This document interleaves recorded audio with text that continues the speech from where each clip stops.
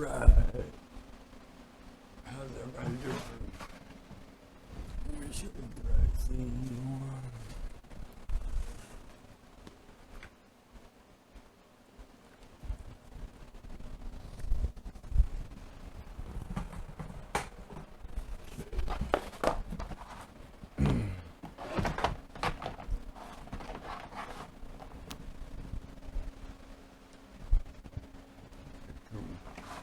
How's everybody doing? How's everybody doing?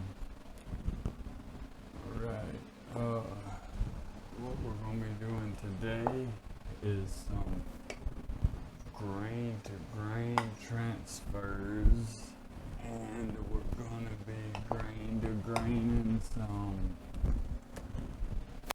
golden teachers that I have. I've got some really exceptionally beautiful mycelium. I say exceptionally beautiful. The reason it is so beautiful to me, this ain't the one I'm grain to graining, but I'm just wanting to show you on camera so you can see how fast it colonizes. Look at these big jars, but do you see that rhizomorphic growth?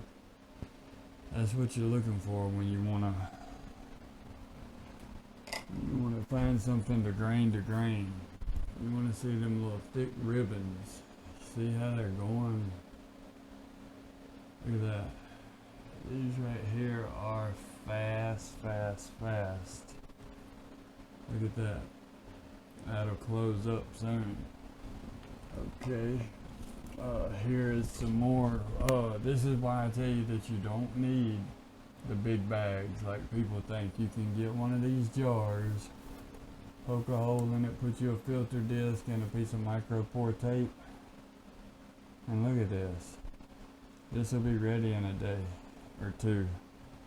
Bottom's all the way done. I mean, this will be ready in no time.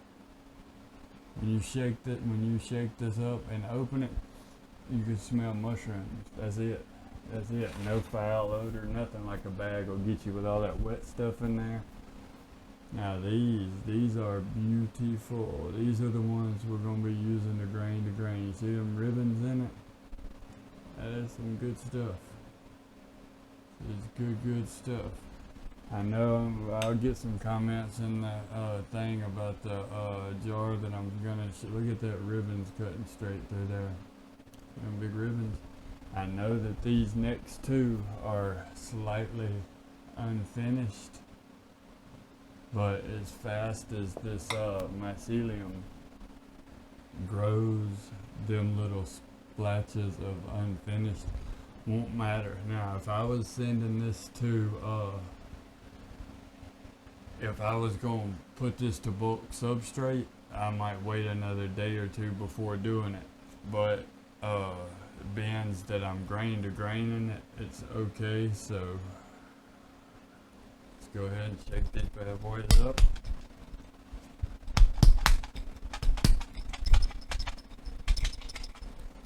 Look at that beautiful breakup.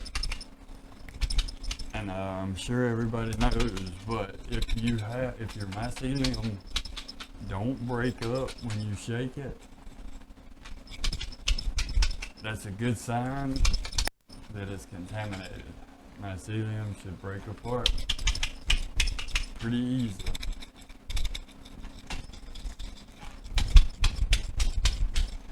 You do not want to see it like, now that little clump in the middle, that's okay because as the way these jars are, I can't shake it. So I'll try to be careful when I dump that out. Now I do get a good method for shaking stuff up. I will hit it on my rug over there because the rug is a couple layers of carpet and it generally gets stuff pretty good. But you want to make sure to put the top on there really good when you're doing this.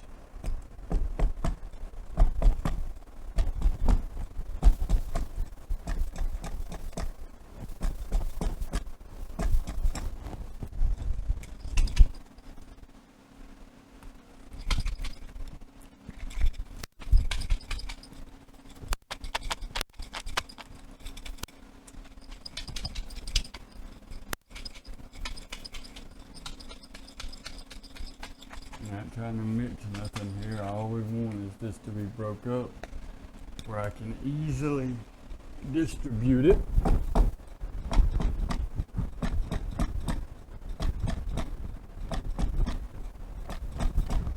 That's what you want to see right there. You want to see just a couple taps and your mycelium then completely broke up.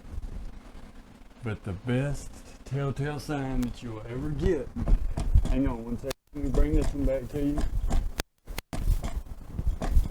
The best telltale sign you're going to get is a 1-2 punch combination. If your jars break up real good like that, and then when you open it, it smells like mushroom, you don't smell nothing sour or nothing like that, you're good to go. You are on track. How did I forget to get my stuff?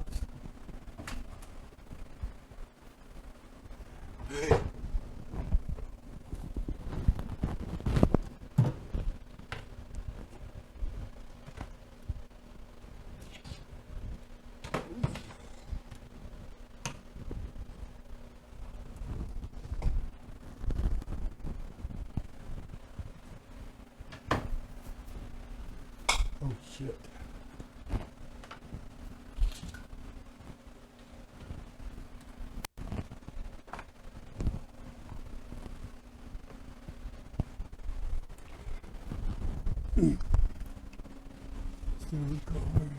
Okay, we're back. Here we go. We have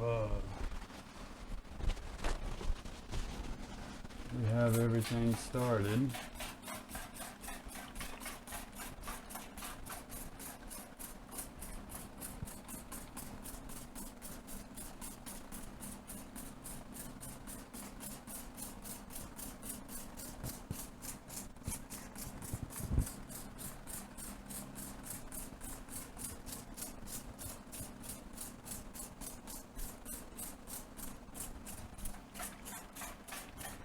Okay.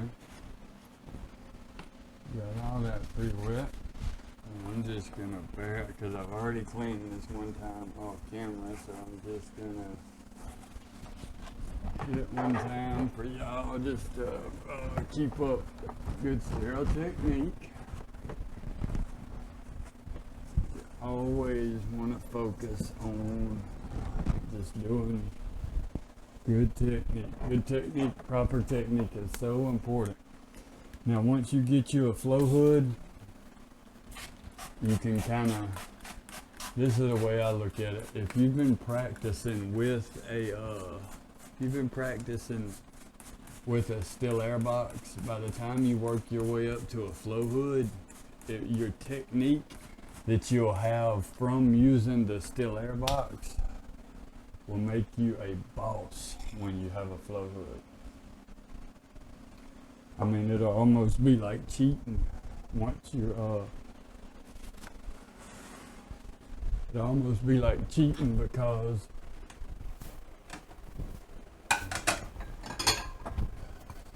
everything will be so easy compared to what you're used to. Okay, now I'm putting a bowl in here because I'm gonna, once I open this one, before I put some stuff in it, I'm gonna dump some of that grain out because it's too full. But that's the only one that's like that. I left room in all the other ones. I don't know why I managed that one to not do. Okay, so what you want to do is you want to pop the tops on all your jars. Like get them loose, you know, nothing but loose, that's it. Just a little loose. So I'm going to start with 4. And then I want to spray them. And then I want to spray the rag real good, right?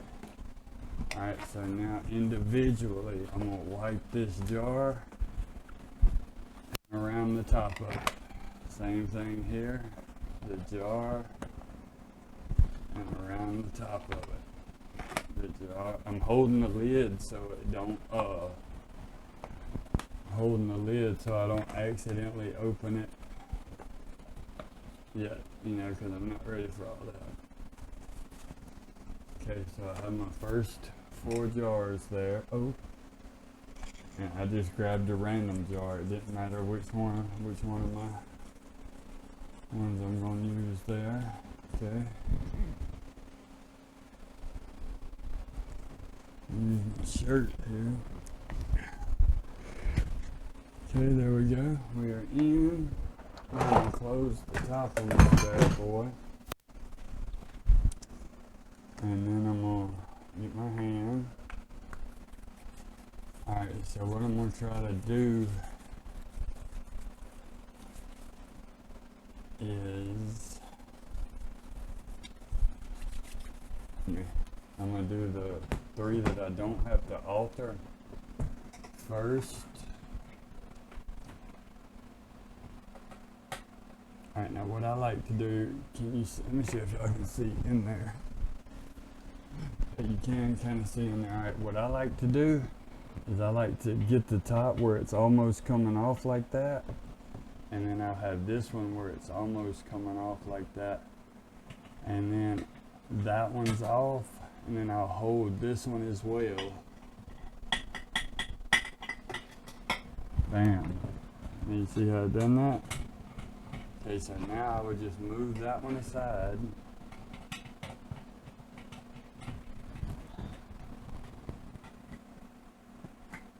Okay.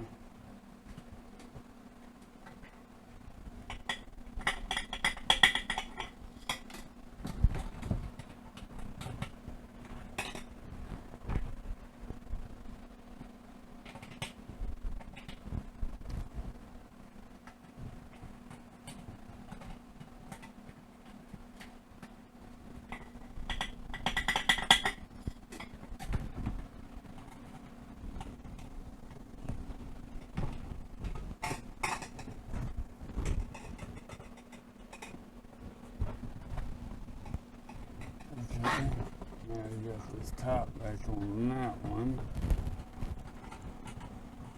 Now I'm gonna dump.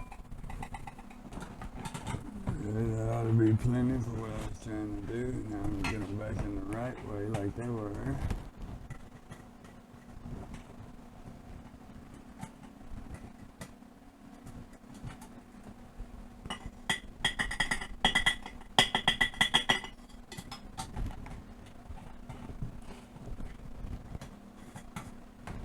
So now we're going to open her back up.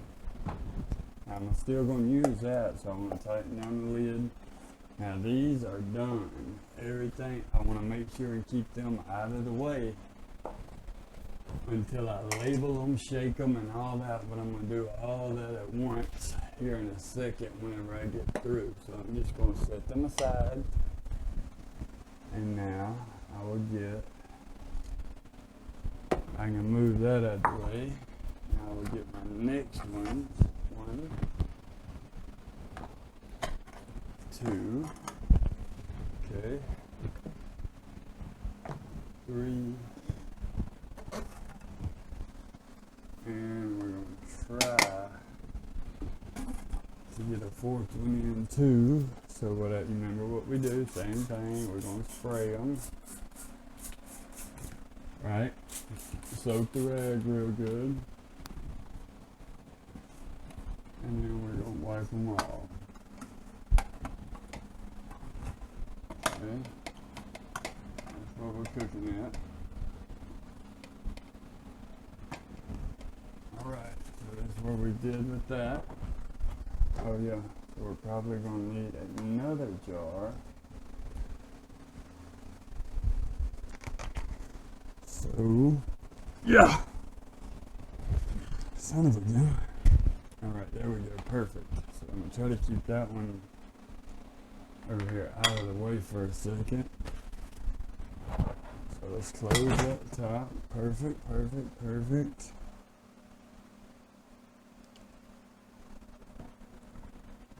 We'll start with this one here.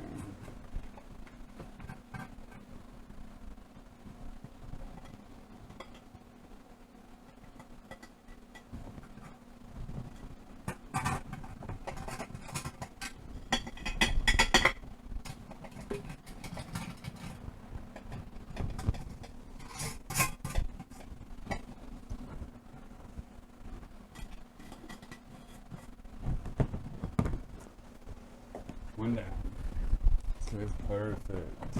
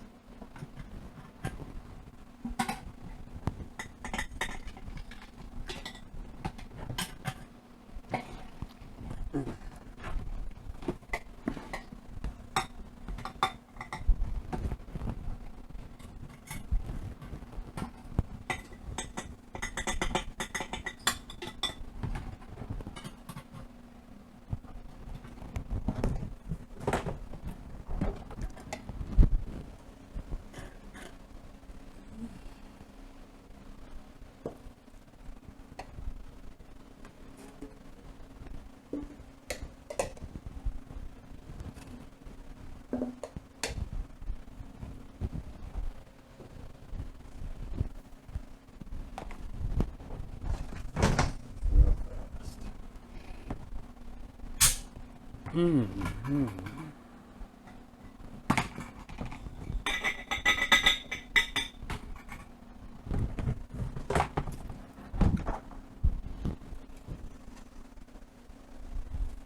Okay. So, just that fast, I have that many jars grain to grain. Now let me get a few more from over here.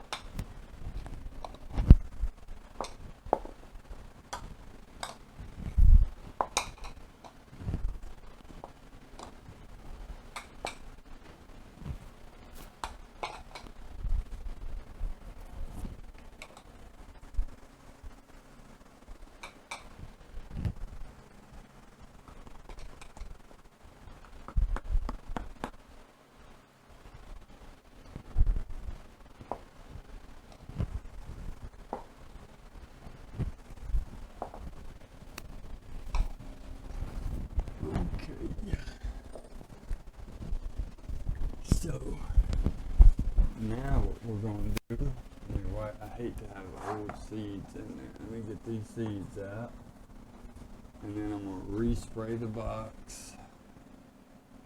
We ain't changing nothing. We're going to keep cruising just like we were. I just want to get everything back wet just to make sure, you know, everything's still sticking. Ain't nothing changed. Perfect. That's alcohol.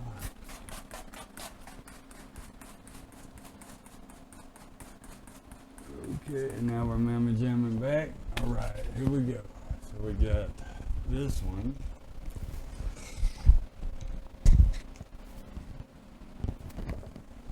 We put 8 jars in there real quick. I'm gonna do 8, 2, 4, 6. Here we go, perfect. Yes. 6, 7. Did I leave one? 2, 4. Yes, I did forget one. It's cool. Perfect. Okay, so what that gets us to is I'm going to do 8 with this one, with the 1 jar, and then with that one I'm going to do 8 more, and that'll be all the golden teachers that I'm trying to do. Oh shit, my bad everybody. Okay, so what we're going to do here with the tops, this one should be kind of loose, right? Okay, so now we're going to spray these tops down. Oh, and then we're going to get our paper. And we're just going to wipe on the sides. We're trying to just get a decent, even though we're going to try not to, it shouldn't matter if these were coated with contamination on the outside and on the top. If my handling of it technique is proper, then nothing should be able to get in the jar. But it's still always good to practice sterile technique. You know, clean the tops, wipe down the jars, put the lid over it, give it a second to sit while you're putting something on your hand. You know what I'm saying? It's just always good to practice. Oh man, my bad everybody. Panicking because I got y'all with me here today. So we got to crack the tops on all these. All we want to barely do is just loosen them. I can open them in there. But if you've ever tried to open a jar that's on tight through the holes, you don't want to have to do it. It's a pain in the ass. So now we're cock locked and ready to rock. Let me resaturate my hand with the old alcohol, right? Okay, so we're going to start with everything over here on this side, and then as I work, I'll move it out of my way. So we got this bad boy right here.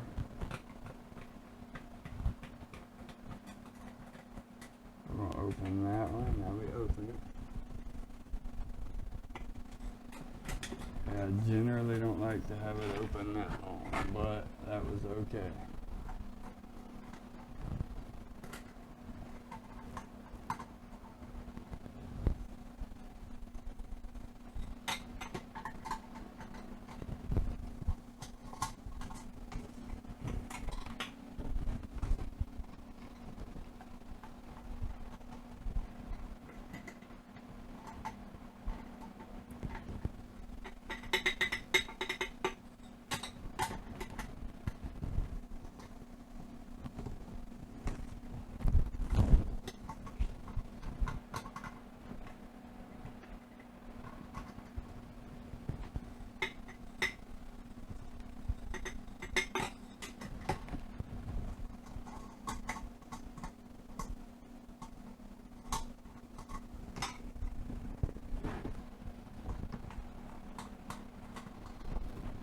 Alright, same thing, we're just rinse, washing, and repeating, fellas.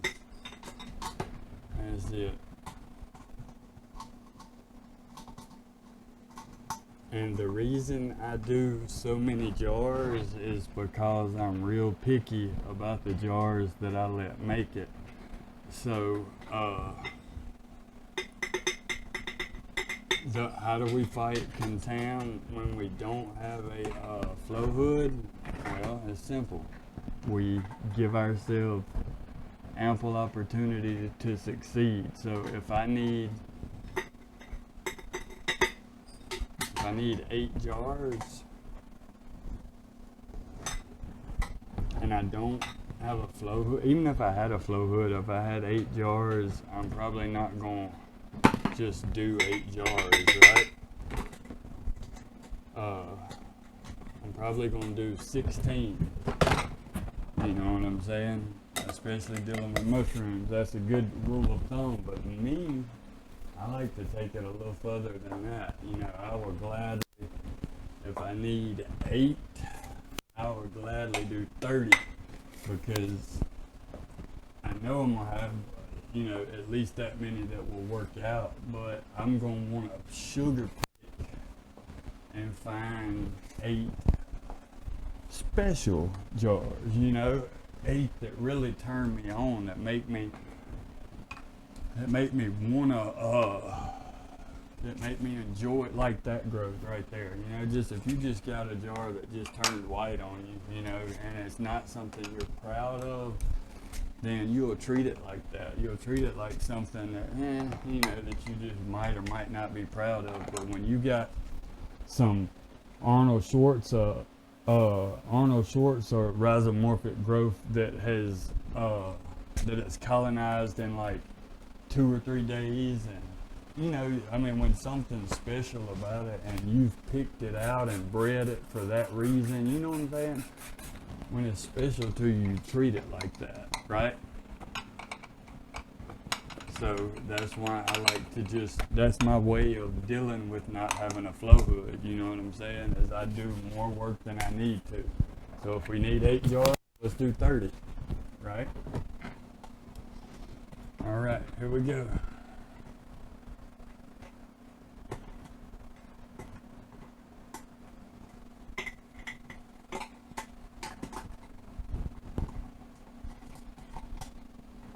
And just to be clear, the 8 and 30 thing is not an exaggeration.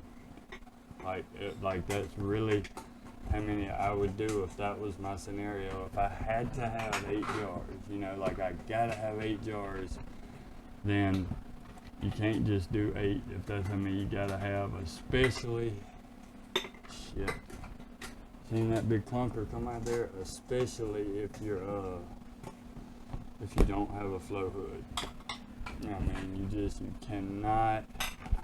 can't count on you can't count on things working out like you hope.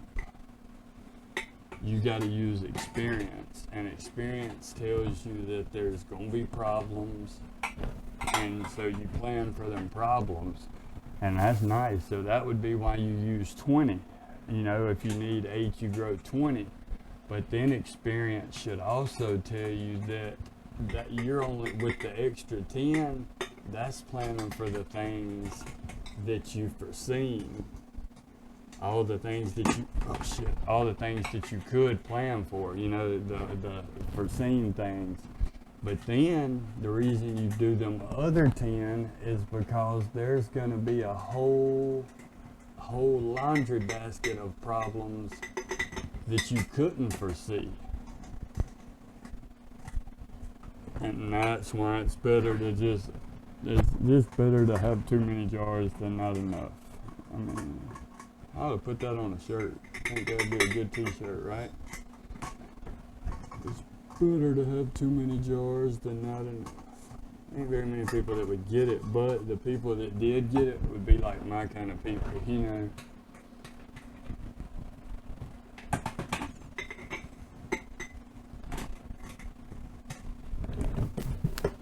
Oh shit, thing stuck. I wish you could smell that. That is so nice. It smells like wood and mushrooms. That's it. Wood and mushrooms.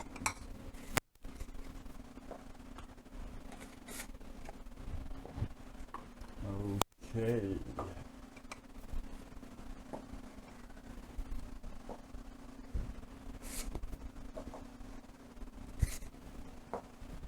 All right.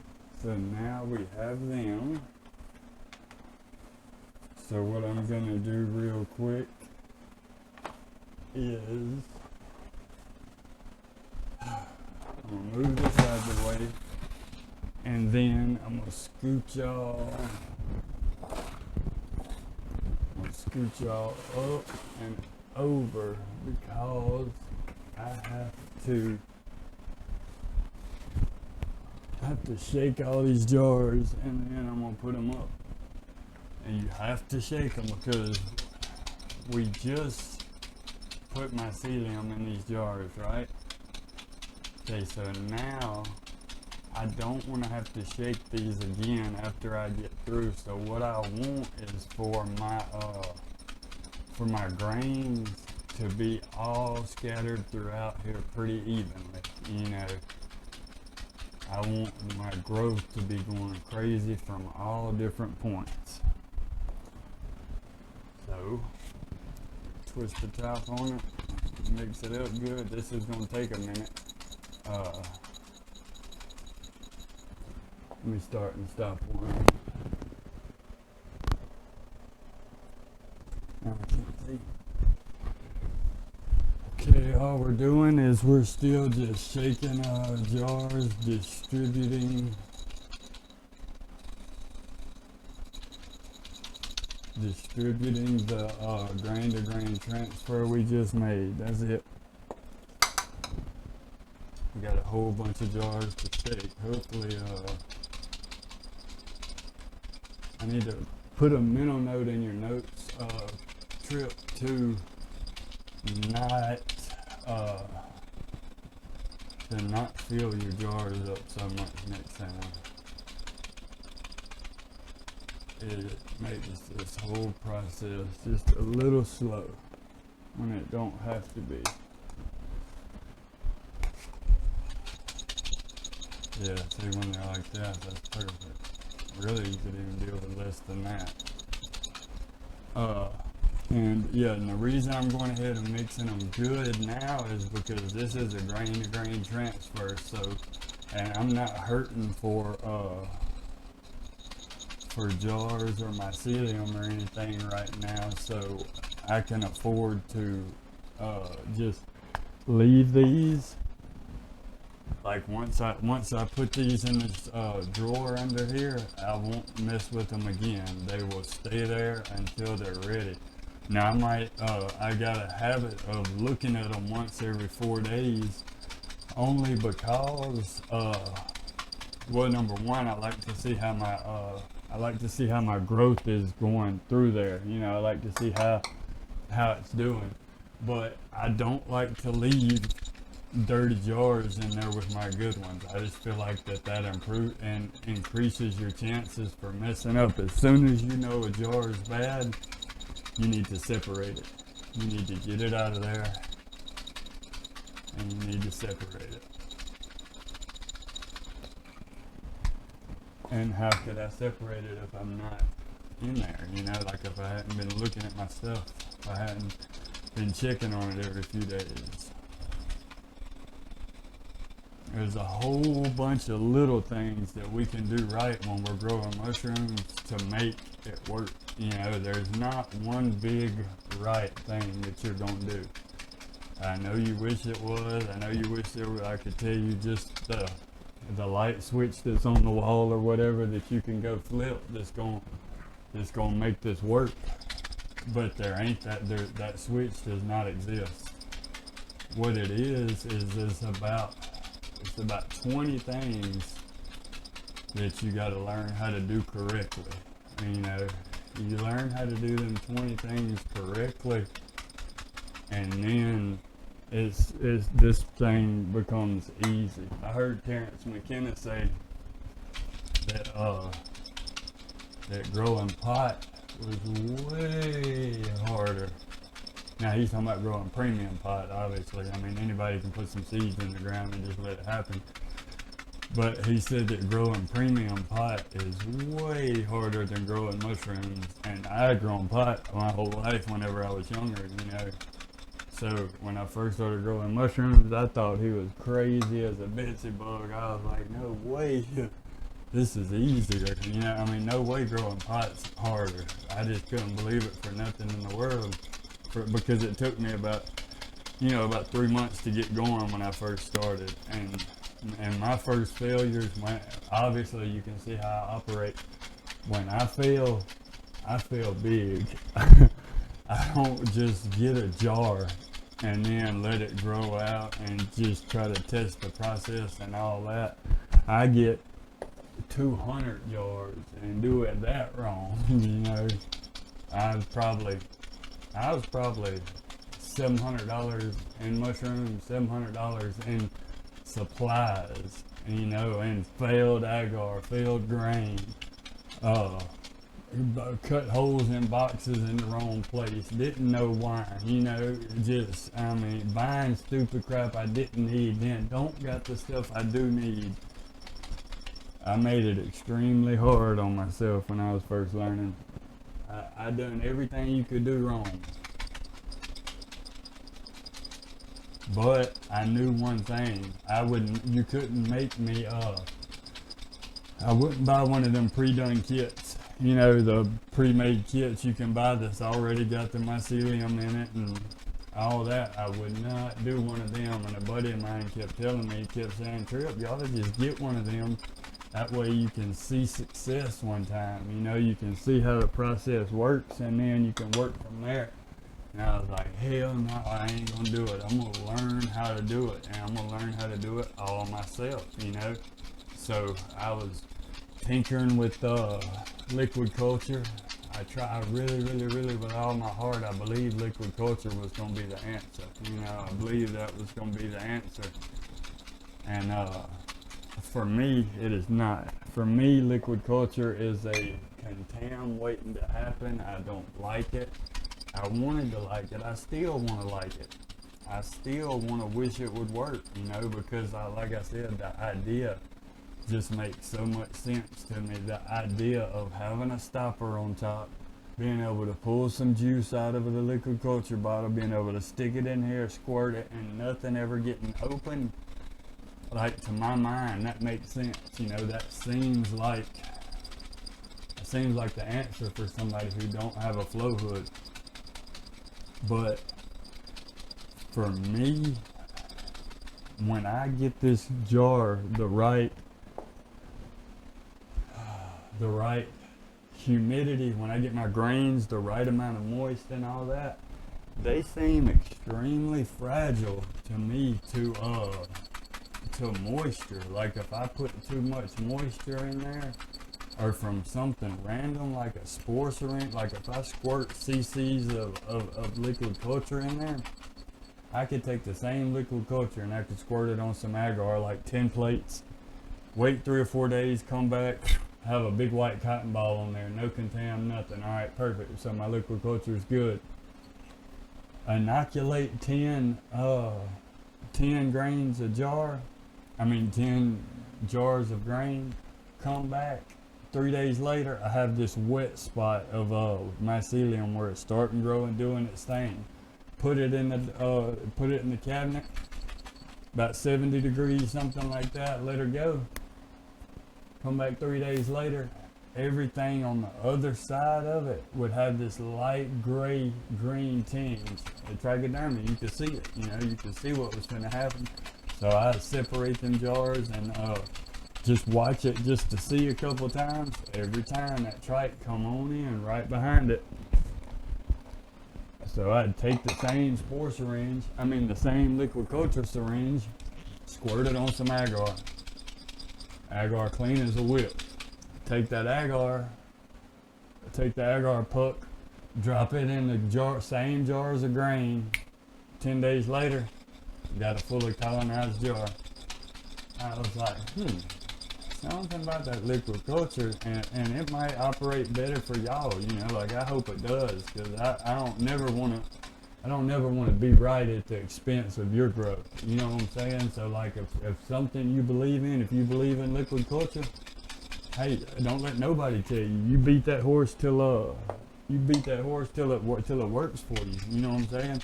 Just for me, this is the way. For me, I like to you find me a genetic that I like to use agar, you know, put a couple transfers, maybe T3, T4, whatever, then put a puck in there, then do that with 10 more jars, and then so now I got 10 jars going, 2 of them's going to contam, 8 of them's going to be right. Out of them 8, I'll pick the top 3, and then I'll grain to grain all of them. The other 5, I might put, you know, to bulk and grow just to have some shrooms.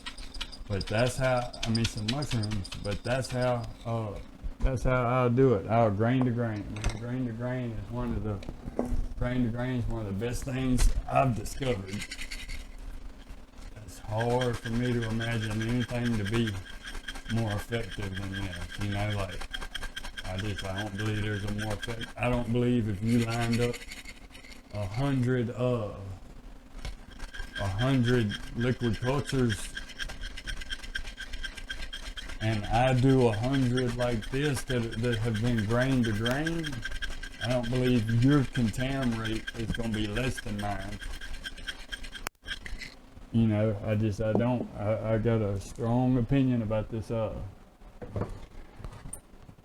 I believe in the grain to grain, man. It's awesome because, well, number one, you've done seen it colonize. You know, you already know that it'll colonize a jar because you know, obviously, if you're doing it right, you use the jar that was already colonized.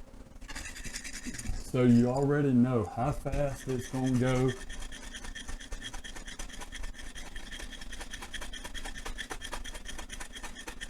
It just gives you so much control, I feel like.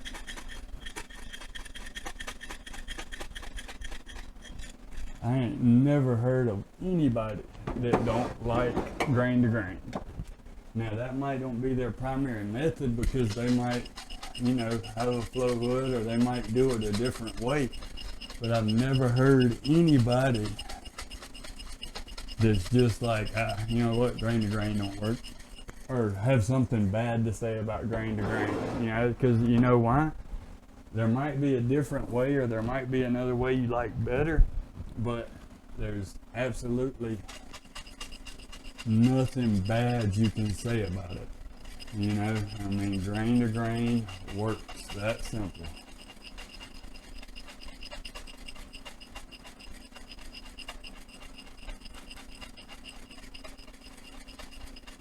Now I'll come back with this video and just so you can see the progress, I'll show you, you know, what these jars look like in a few days.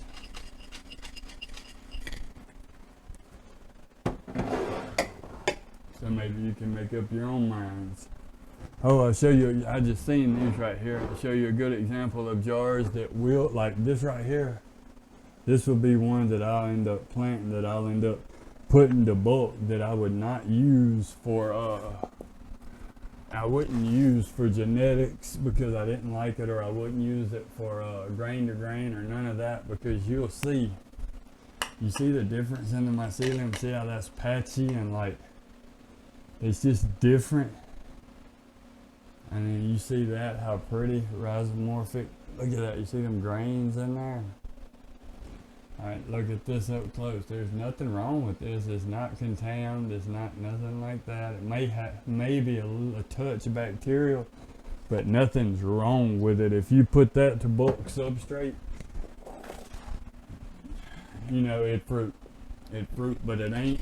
Remember we talked about them ones that you know, the ones that you're proud of. That's not that stuff right there. That's not something that you're just overjoyed about, or that you're fixing to be really excited and can't wait to something you can't wait to see grow, or you know, it ain't awesome. It ain't awesome.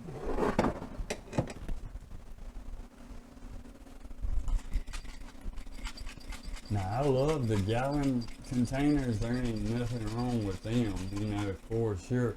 But these right here, since they've started selling them in a 6-pack for the same price as the quarts, you know, yeah, you get 6 of these, and each one of these is what, 4 quarts. Yeah, each one of these is 4 quarts. Hey, these right here is hard to beat. You know, they're good on the size. A bunch of them fit in a pressure cooker. I think 5 of these fit.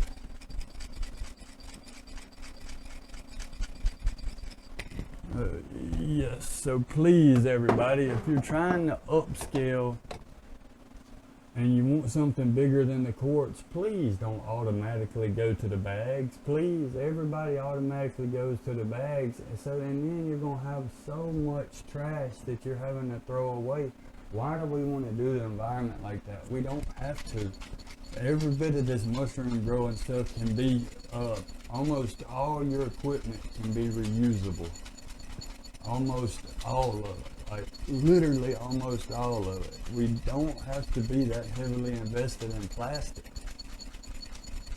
We don't. I mean, and then why wouldn't you want to? Because who wants to keep buying stuff over and over and over and over? Now my girlfriend, she absolutely hates washing jars, but that comes along with it. You know, like if you're going to take up this hobby, you know, you're going to have some glass to clean.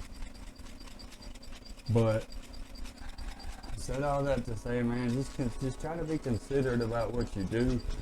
You know, especially to our earth. If you ain't gonna be considerate about it for you, think about that when you're gone. You know, you're leaving this earth to your youngins. You know, so just try to leave it decent. You know, try to leave it decent. Anyway, much love, everybody. I'll see y'all soon with another one.